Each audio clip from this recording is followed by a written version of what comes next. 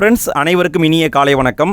டிஎன்பிஎஸ்சியுடைய தமிழ் தகுதி தேர்வு வினாத்தாள்களை நம்ம தினமும் பார்த்துட்ருக்கோம். இன்றைக்கும் அதே மாதிரி தான் ஒரு வினாத்தாள் எடுத்திருக்கோம். இந்த வினாத்தாளில் மொத்தம் 100 கேள்வி இருக்குது. இதில் இருக்கிற 49 கேள்விகளை நம்ம முந்தைய வீடியோவில் பார்த்துட்டோம். இந்த வீடியோவில் மீதம் இருக்கிற 51 கேள்வியை பார்க்க போகிறோம். என் கூட சேர்ந்து நீங்களும் இந்த கேள்விகளை முழுமையாக அட்டன் பண்ணுங்கள். முழுமையாக அட்டன் பண்ணி முடிச்சுட்டு எத்தனை கேள்விக்கு உங்களுக்கு ஆன்சர் தெரிஞ்சது அப்படிங்கிறத மறக்காமல் கமெண்ட்டில் போட்டுவிடுங்க. சரி, இன்றைய வினாக்களை பார்க்கலாமா? 50வது கேள்வியிலிருந்து 54வது கேள்வி வரைக்கும் எப்படி கொடுத்துருக்காங்கன்னா, ஒரு பத்தியை கொடுத்துருக்காங்க. அந்த பத்தியை படிச்சுட்டு அந்த பத்தியிலேருந்து அவங்க கேட்குற கேள்விக்கு நம்ம பதில் கொடுக்குற மாதிரி அமைச்சிருக்காங்க. என்னங்கிறத ஜஸ்ட் வாட்ச் விட்றேன். இது வந்து பார்த்திங்கன்னா எங்கே இருக்கும்னா, இது வந்து 7ஆம் வகுப்பில் இருக்கிறது. சரி பாருங்கள், இதை நீங்கள் ஆல்ரெடி 7th படிச்சிருப்பீங்க. சரி, கேள்விகளை பார்க்கலாமா? 50வது கேள்வி, திருநெல்வேலி மாவட்ட பொருளாதாரத்தில் முதன்மையான பங்கு வகிக்கும் தொழில் எது? உழவு தொழில். 51வது கேள்வி, நெல்லிக்காய் உற்பத்தியில் தமிழகத்தில் முதலிடம் பெறும் மாவட்டம் திருநெல்வேலி. 53வது கேள்வி, தாமிரபரணி ஆறு முன்னர் எவ்வாறு அழைக்கப்பட்டது? எவ்வாறு அழைக்கப்பட்டது? தன்பொர்ணை நதி அப்படின்னு அழைச்சிருக்காங்க. 53வது கேள்வி, திருநெல்வேலியின் மருவு பெயர்? நம்ம பலமுறை பார்த்துருக்குறோம். விடை நெல்லை. 54வது கேள்வி, தாமிரபரணி ஆற்றின் கிளை ஆறுகளுள் ஒன்று எது? கிளை ஆறுகளில் ஒன்று சேர்மலாறு. அடுத்து 55வது கேள்வி, நிலத்தினிடையே என்னும் சொல்லை பிரித்து எழுத கிடைப்பது? நிலத்தினிடையே இந்த சொல்லை பிரித்து எழுத வேண்டும். பிரித்து எழுதுங்க பார்க்கலாம். பிரிச்சிட்டிங்களா? விடையை பார்க்கலாமா? நிலத்தின் கூட்டல் இடையே என்பது சரி. 56வது கேள்வி, அருந்துணை என்பதனை பிரித்தால்? அருந்துணை இதை பிரிக்க சொல்கிறாங்க. பிரிச்சிருப்பீங்க. விடையை பார்க்கலாமா? அருமை கூட்டல் துணை என்பது சரி. 57வது கேள்வி, இடம் கூட்டல் எங்கும் என்பதனை சேர்த்தெழுத கிடைக்கும் சொல்? இடம் கூட்டல் எங்கும், இதை சேர்த்தெழுதுங்க பார்க்கலாம். கண்டுபிடிச்சிருப்பீங்க. விடை இடமெங்கும். 58வது கேள்வி, எளிது என்னும் சொல்லின் எதிர்ச்சொல்? எளிது, இதனுடைய எதிர்ச்சொல்லை தான் கேட்குறாங்க. எளிதுன்னா அரிது. 59வது கேள்வி, எதிர்ச்சொல்லை எடுத்தெழுதுக. காய் என்னும் சொல்லின் எதிர்ச்சொல் என்ன? காய் அப்படின்னு சொல்கிறோம், அதுக்கு எதிர்ச்சொல் என்னன்னு கேட்குறாங்க. எதிர்ச்சொல் என்னது? விடை கனி. 60வது கேள்வி, எதிர்ச்சொல்லை எடுத்தெழுதுதல். அணுகு. அணுகு இதுக்கான எதிர்ச்சொல் கேட்குறாங்க. எதிர்ச்சொல் என்ன? விடையை பார்க்கலாமா? விடை விலகு. 61வது கேள்வி, பொருந்தா சொல்லை கண்டறிக. கீழே இருக்கிற சொற்களில் பொருந்தாத சொல்லை கண்டுபிடிக்கணும். இது ரிப்பீட் கொஷின் தான். இலங்கை என்பது மாநிலம் கிடையாது, மற்ற எல்லாமே மாநிலங்கள். 62வது கேள்வி, பொருந்தா சொல்லை கண்டறிக. எது பொருந்தாத சொல்லோ அதை கண்டுபிடிக்கணும். கண்டுபிடிங்க பார்க்கலாம். எது பொருந்தாத சொல்? கண்டுபிடிச்சிங்களா? விடையை பார்க்கலாமா? நீவிர் அல்லர் அப்படிங்கிறது தான் பொருந்தாதது. ஏன்னா இலக்கண அடிப்படையில் பார்க்கும்போது நான் அல்லேன் அப்படின்னு வரும், நாம் அல்லோம் அப்படின்னு வரும், நீ அல்லைன்னு வரும், நீவிர் அல்லீர் இந்த லீ வரும், அல்லீர் அப்படி தான் வரணும். 63வது கேள்வி, விகார புணர்ச்சி அல்லாத சொல்லை கண்டறிக. எந்த சொல்லில் விகார புணர்ச்சி இல்லையோ அதை கேட்குறாங்க. அதாவது தோன்றல் விகாரம், திரிதல் விகாரம், கெடுதல் விகாரம்னு நீங்கள் படிச்சிருப்பீங்க. அதை பேஸ் பண்ணி கேட்குறாங்க. சரி, விடையை பார்க்கலாமா? வாழை மரம் என்பது தான் விகார புணர்ச்சியே இல்லை. ஏன்னா வாழை கூட்டல் மரம் வாழை மரம் அப்படியே வந்திருக்கு.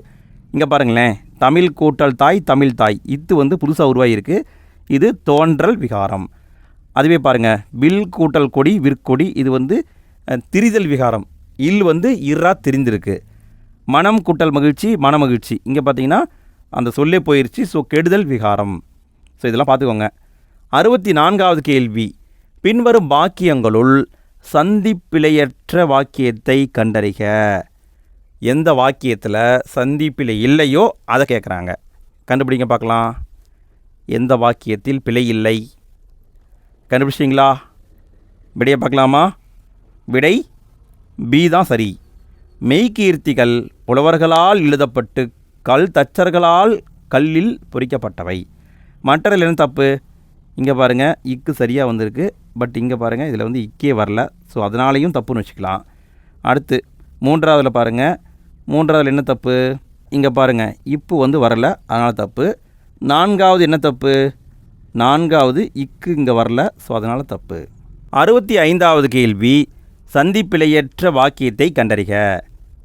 அதாவது இங்கே வந்து 2 ஆப்ஷனை கண்டுபிடிக்கணும். ஏதோ 2 ஆப்ஷனில் சந்திப்பிழை இல்லை, அது என்னங்கிறத கண்டுபிடிக்கணும். கண்டுபிடிங்க பார்க்கலாம். கண்டுபிடிச்சிங்களா? விடையை பார்க்கலாமா? விடை 1 மற்றும் 4 கரெக்டு. கற்றோருக்கு சென்ற இடமெல்லாம் சிறப்பு, இது கரெக்டு. 2வதில் அது வரல. 3வது பாருங்கள், கைப்பொருள் தன்னின் மெய்ப்பொருள் கல்வி. இங்கே பாருங்கள், இப்போ வந்திருக்கணும், வரலை, ஸோ தப்பு. இங்கே வந்து இப்போ வந்திருக்கு, இங்கேயும் இப்போ வந்திருக்கு, அதனால் இது சரி. 66வது கேள்வி, சந்திப்பிழை நீக்குக. சந்திப்பிழையை நீக்கி நம்ம சொல்லணும். பிழையற்ற தொடர் எதுவோ அதை கண்டுபிடிக்கணும். கண்டுபிடிங்க பார்க்கலாம். ஆசிய யானைகளில் ஆண் யானைக்கு தந்தம் உண்டு. இதில் எது சரி? விடையை கண்டுபிடிச்சிங்களா?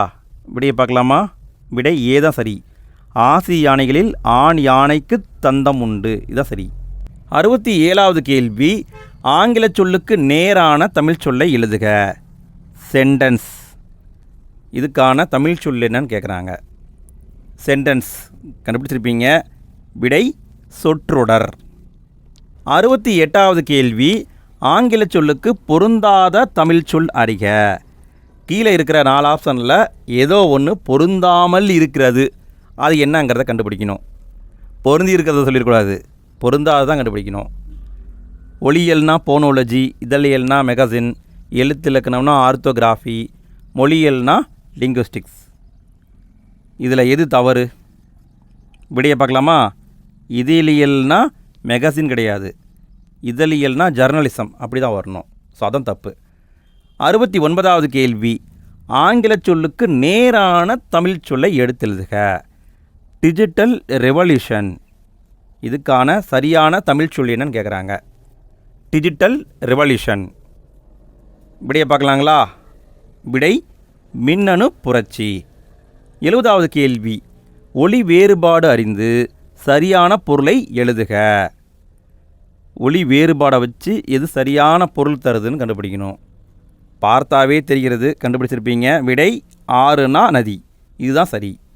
71வது கேள்வி, ஒளி மற்றும் பொருள் வேறுபாடு அறிந்து சரியான இணையை தெரிவு செய்க.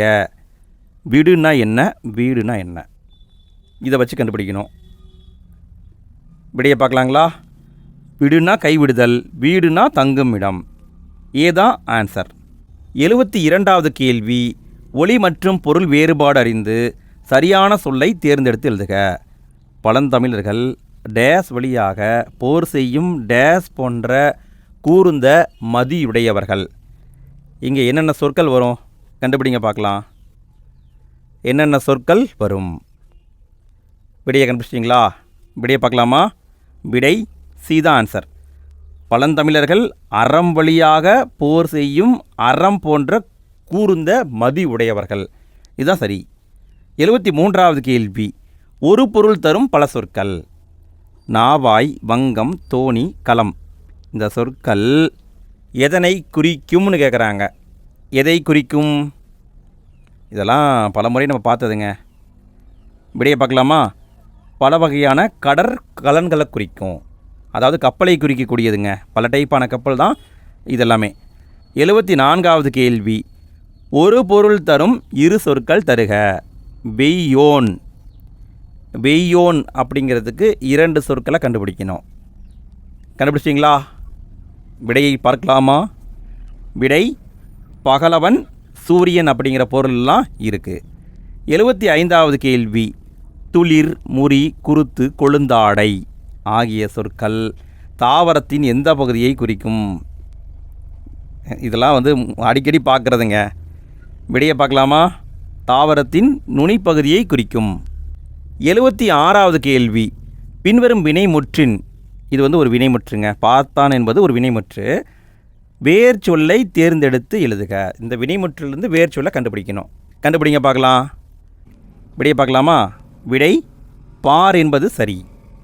77வது கேள்வி, கீழ்கண்டவற்றுள் சரியான வேர்ச்சொல் இணையை கண்டறிக. எதில் சரியான வேர்ச்சொல் இணை வந்திருக்குன்னு கண்டுபிடிக்கணும். எதில் சரியான வேர்ச்சொல் இணை வந்துள்ளது கண்டுபிடிங்க பார்க்கலாம். கண்டுபிடிச்சிட்டிங்களா?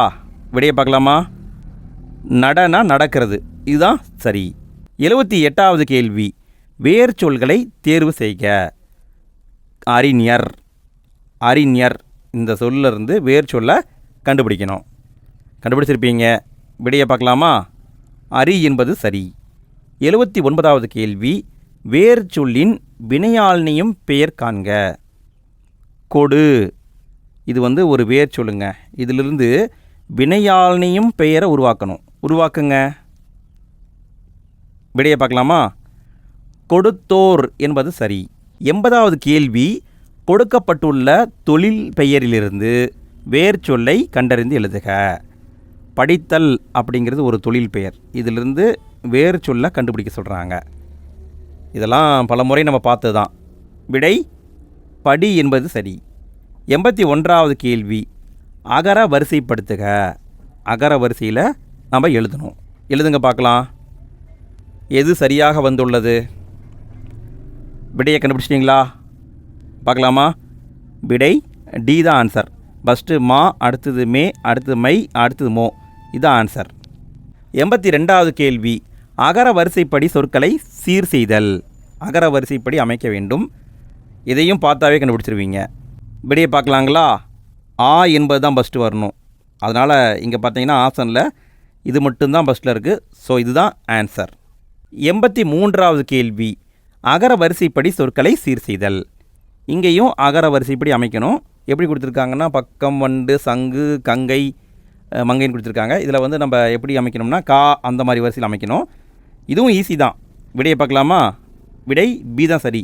ஏன்னா ஃபஸ்ட்டு ஒரு கா வரணும். கா, சா, பா, மா, வா, இந்த ஆர்டர் தான் வரணும். அப்போ இதுதான் ஆன்சர். கா இங்கே மட்டும் தான் வந்திருக்கு. ஸோ பார்த்தாவே ஆன்சர் போட்டுடலாம். 84வது கேள்வி, சொற்களை ஒழுங்குபடுத்துக. சொற்களை மாற்றி மாற்றி போட்டிருக்காங்க. இதை நம்ம கரெக்டாக ஒழுங்குபடுத்தணும். கண்டுபிடிங்க பார்க்கலாம். சொற்களை ஒழுங்குபடுத்துக.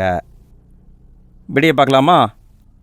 யானைகள் பொதுவாக மனிதர்களை தாக்குவதில்லை என்பது சரியான தொடர். 85வது கேள்வி, முறை மாறியுள்ள சொற்களை ஒழுங்குபடுத்தி சொற்றொடர் ஆக்குக. இங்கே சொற்கள் மாறி மாறி அமைஞ்சிருக்கு. இதை சரியாக கண்டுபிடிக்க சொல்கிறாங்க. இது ஒரு பழமொழி தான். கண்டுபிடிச்சிருப்பீங்க. விடை விளையும் பயிர் முளையிலேயே தெரியும் என்பது சரி. 86வது கேள்வி, வாட்ஸ்அப் என்ற ஆங்கில சொல்லுக்கு இணையான தமிழ் சொல் தருக. வாட்ஸ்அப் இது ஆங்கில சொல். இதுக்கான தமிழ் சொல் கேட்குறாங்க. முக்கியமானதுங்க. இதை கண்டிப்பாக தேர்வில் எதிர்பார்க்கலாம். விடையை பார்க்கலாமா? விடை புலனம் என்பது சரி. 87வது கேள்வி, இரு வினைகளின் பொருள் வேறுபாடு அறிக. முதலாளி டேஸ், தொழிலாளி டேஸ். இங்கே சரியான சொற்களை எடுத்து பொருத்தணும். எது சரியாக வந்திருக்குன்னு கண்டுபிடிங்க பார்க்கலாம். கண்டுபிடிச்சிட்டிங்களா? விடையை பார்க்கலாமா? முதலாளி பணித்தார், தொழிலாளி பணிந்தார். இதுதான் சரி. 88வது கேள்வி, விடைக்கேற்ற வினாவை தேர்ந்தெடுக்கவும். அவங்க விடையை கொடுத்துட்டாங்க. அதுக்கான வினாவை நம்ம சொல்லணும்.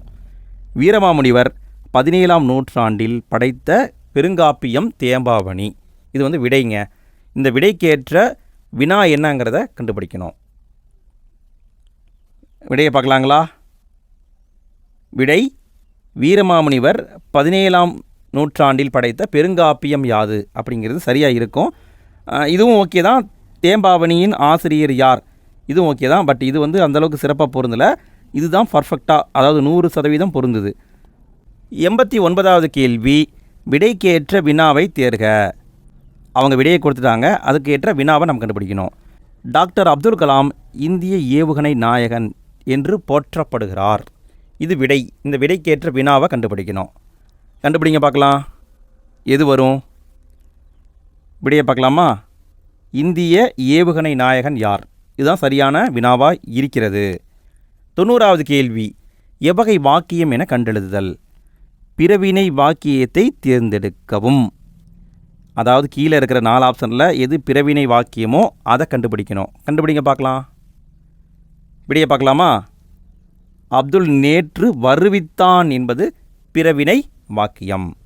91வது கேள்வி, தன்வினை தொடரை கண்டறிக. எது தன்வினை வாக்கியமோ அதை கண்டுபிடிக்கணும். கண்டுபிடிங்க பார்க்கலாம். விடையை பார்க்கலாமா? வள்ளி மாலை தொடுத்தாள் என்பது தன்வினை வாக்கியம். 92வது கேள்வி, செயப்பாட்டு வினை தொடரை காண்க. எது செயப்பாட்டு வினை தொடரோ அதை கண்டுபிடிக்கணும். கண்டுபிடிங்க பார்க்கலாம். எது செயப்பாட்டு வினை தொடர்? விடையை பார்க்கலாமா? பாட்டு அவளால் பாடப்பட்டது என்பது செயப்பாட்டு வினைத்தொடர். 93வது கேள்வி, ஆகாய தாமரை. இந்த ஊமை கூறும் பொருளை கூறு. இது ஒரு ஊமை. இதனுடைய பொருள் என்னன்னு கேட்குறாங்க. எல்லாருக்கும் தெரிஞ்சது தான். ஆகாய தாமரை என்பது இல்லாத ஒன்று. 94வது கேள்வி, புலி என்பதன் சரியான சொல்லை தேர்வு செய்க. அதாவது புலி, இந்த புலிக்கு இன்னொரு பெயர் இருக்குது. அது என்னங்கிறத சரியாக கண்டுபிடிக்கணும். புலி குட்டின்னு சொல்லக்கூடாது, அதெல்லாம் தப்பு. விடையை பார்க்கலாமா? வேங்கை என்பது சரியான சொல். 95வது கேள்வி, ஓமையால் விளக்கப்பெறும் பொருத்தமான பொருளை தேர்ந்தெழுதுதல். எடுப்பார் கைப்பிள்ளை. இது ஒரு ஊமைங்க. இந்த ஊமை கூறும் பொருள் தெளிக. இதனுடைய பொருள் என்னன்னு கேட்குறாங்க. எடுப்பார் கைப்பிள்ளை எல்லாருக்கும் தெரிஞ்சது தான். சொல்பவர் பேச்சை கேட்டு நடப்பவர். யார் என்ன சொன்னாலும் அதை கேட்டு நடந்தால் அவரைத்தான் எடுப்பார் கைப்பிள்ளைன்னு சொல்கிறாங்க. 96வது கேள்வி, கலைச்சொல்லை பொறுத்துக. கலைச்சொற்களாக கொடுத்துருக்காங்க. டாக்டரேட், கான்ஃபிடென்ஸ், யூனிவர்சிட்டி, அக்ரிமெண்ட், இது மாதிரி கொடுத்துருக்காங்க. இதை நம்ம கரெக்டாக பொருத்தணும். இது எல்லாருக்கும் தெரிஞ்ச வார்த்தை தான். சரி, விடையை பார்க்கலாமா? விடை பி தான் ஆன்சர். டாக்டரேட் அப்படின்னா முனைவர் பட்டம், கான்ஃபிடென்ஸ் அப்படின்னா நம்பிக்கை, யூனிவர்சிட்டி அப்படின்னா பல்கலைக்கழகம், அக்ரிமெண்ட்னா ஒப்பந்தம். அப்போ பி தான் ஆன்சர். 97வது கேள்வி, நீபவனத்தை நீத்து.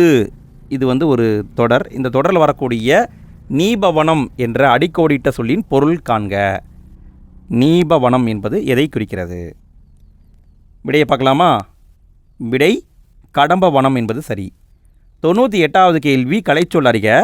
பாசன தொழில்நுட்பம். இதுக்கான சரியான ஆங்கில சொல் என்னவோ அதை சொல்லணும். பாசன தொழில்நுட்பம்.